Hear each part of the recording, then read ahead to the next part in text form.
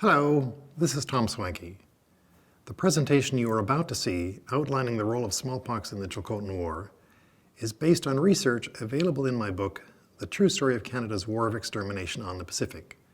The book's available at Amazon, or at Barnes & Noble, or at SeanSwanky.com. Before Canada, the people who lived here from time immemorial were the legitimate authorities on this ground.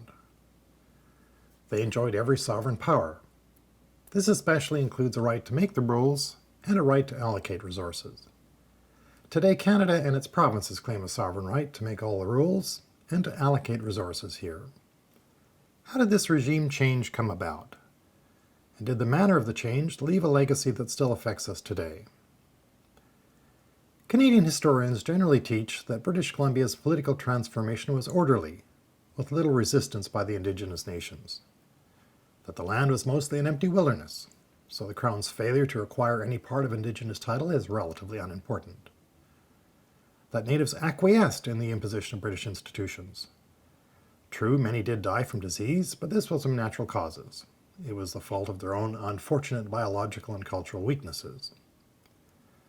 That in British Columbia, Canada inherited a unique colonial legacy of respect, cooperation, and sharing between settlers and Indigenous people. We immigrants, we like this happy narrative. It suggests the original transfer of power was legitimate, and, therefore, that Canada has a completely moral, just, and legal foundation in British Columbia. Native historians, however, generally teach something quite different. They teach that the Indigenous peoples lost sovereign control and were dispossessed through the greatest illegal and immoral violence.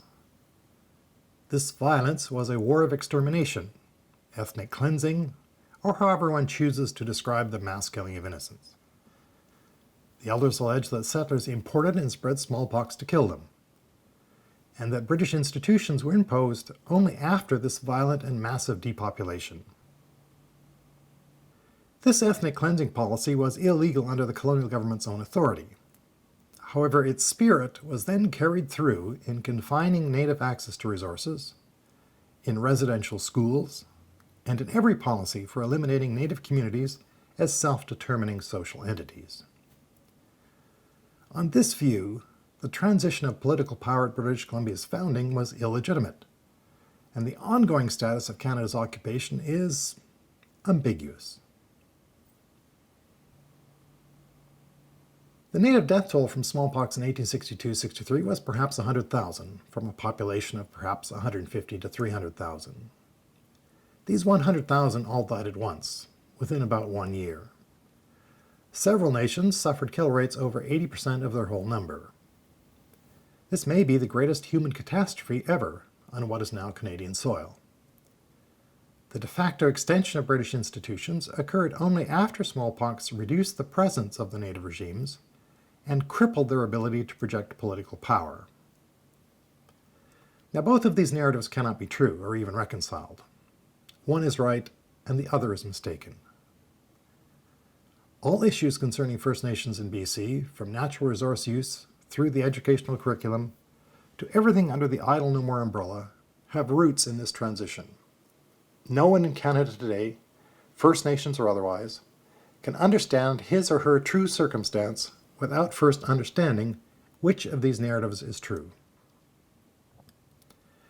If you've not had good access to native traditions before now, much of this history will seem surprising. Yet I have discovered nothing new. Mostly, I have compiled diverse native traditions into one thread, and then asked whether or not it can be confirmed in the written record. This research has not been funded by any agency of the Government of Canada, by British Columbia, or by any First Nation.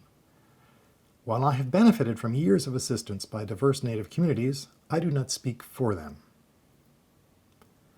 The Tsilhqot'in War ended the smallpox period. It was well documented.